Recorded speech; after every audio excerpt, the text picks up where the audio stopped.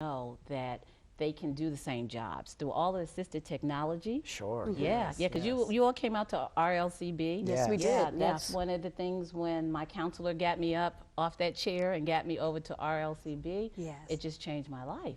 You know, between Siri on the iPad and Yes. the woo, you know, it takes time to learn all of that. But there's nothing that you can't do.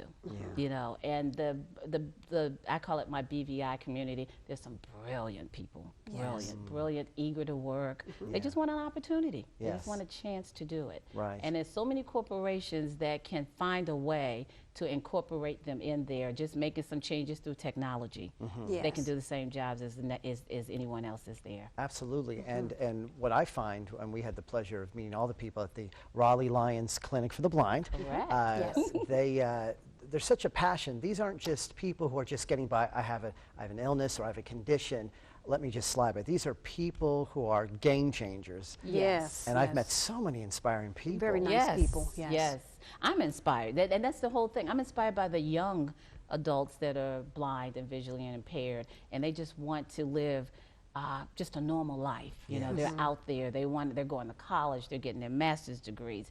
They're working in communications. They're, you know, they're out catching buses, traveling around. They're braver than I am, and they want to live independently. You know, and we have to help them be able to do that by employing them. Right. Yeah, we have to do that because I have, you know, what I've learned from them is that when they come to Governor Moorhead School as a child and they spend the 18 years there and then they become that young adult, they've socialized here in the Raleigh area, and then if they don't go on to college or get a job with some type of assisted technology that they've learned there at the school, they go back to the little rural town that they grew up in. You know, they left that town, you know, wearing a label as the blind person, and then they'll come back as the blind adult. And we have to change that. So I have a program that I'm working on now.